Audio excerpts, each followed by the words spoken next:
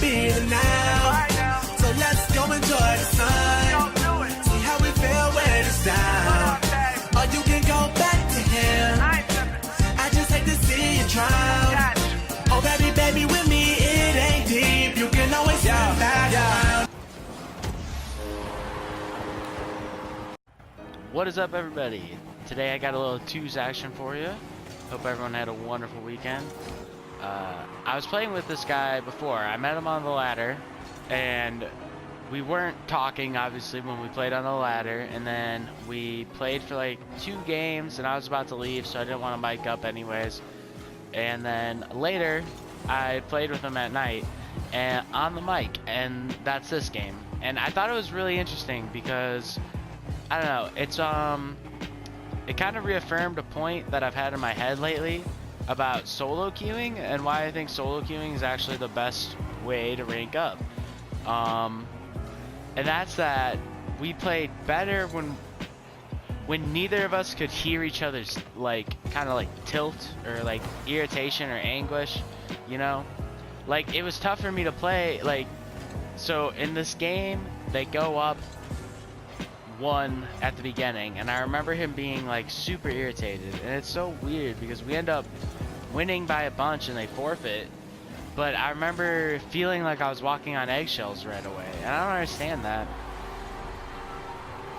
It's so odd to me because we just played really well, and it was a decent break. It's like the next day anyway, so he probably didn't even remember. The other thing I thought was really funny is I invited him. Okay, this shot is weird because I didn't see the defenders. I'd love to say that I knew. Okay, I know they're going back. I guess I don't know that they're gonna pre-jump me or not. I honestly just don't get the grade. I would have liked to get a second touch a lot sooner, but I fall all the way to the ground instead. They're expecting me to actually get a clean air dribble to the top part, and they both pre-jump because they're falling back. I can tell that much. That's the one thing I know going up. Is you can see Rock Bro is going back and Moke Han is going back too. So I know they're both kind of out of position. I don't know. It looks so nice. I might put it in a montage in the mode where everything's blank and it looks really clean and nice, it's like real life almost. That people use sometimes from the third person. Because it looks really nice. If you can't tell that I totally wasn't sure that they were gonna pre-jump me. They were out of my vision the whole time. Anyways, but as I was saying, yeah, so I thought it was interesting. I invited him the next day, and I don't think he remembered me, and he played completely different when I wasn't some guy that was good enough on the ladder for him to be let's team.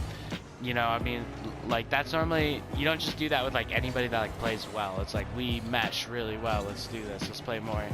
And so then the next day when I'm somebody on his friends list hitting him up that he doesn't know, right? He plays completely different then. He's a little bit more ball chasey. And by now this is a few games into the session, so I'd been a little bit more exposed. He knew how I played a little bit better, so it was a little bit easier. So here, that save, wow, to keep that close and away from the defender and not straight back into him and let him dunk me is nuts. Anybody that's played this game a lot would know that. And here, I remember my teammate being close to me in this corner, and I can see the opponent all the way out there. And just by game sense, I know Rock is coming from the midfield. And so I just try to mess up Rock's line and keep the ball as close as possible to my teammate. And it's just barely close enough. But it looks like he kind of baited in the other guy too, just in case he missed. I would have had an easy follow-up. And took his time just to make sure he scored too. But anyways, I thought that was quite interesting. But the other thing, him seeming to be a little bit more ball chasey when I was just some random person that added him. I was coming to him for help is what it seemed like to him. Maybe. To me. If that makes sense.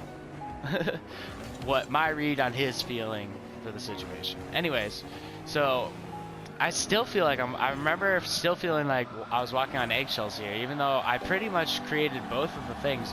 But it's like there, he'd be like, oh, you didn't score that? And it's like, yeah, I mean, we're winning. Like, you know what I mean? It's like, do I really need to dive in for that? Like, they're probably going to beat me either way. And I was back because I was trying to defend Moken's, like, clear off the wall, you know? Which is pretty understandable, because I don't think he was really going to get to it fast. But I just find that interesting to me. Just the fact that it was easier for me to just focus and play well when I was alone, even if I was playing with the same person. Like, we had really crazy pass plays. I wish I would have saved, I think I saved some of them as highlights.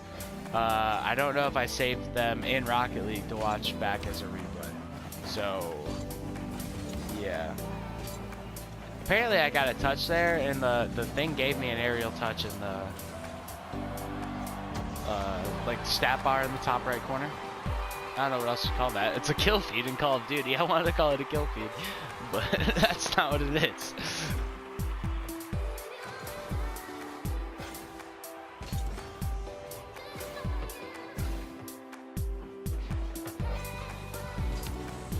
Yeah. Got a shadow. Just kind of playing back. I just don't want to lose. I've come to the conclusion that basically I'm going to spend the first 4 minutes of this game either playing like it's 0-0 or it's 0-1, depending on the situation. And then if I'm losing in the last minute, I'll play like it's 1-0 the other way. Like I'm losing, because I need to play like I'm losing in the last minute. But other than that, if I'm losing, I'm gonna play like it's 0-0, and if I'm winning, I'm gonna play like it's 0-1. There's the forfeit, boys. I hope everyone has a wonderful evening and a great rest of their week.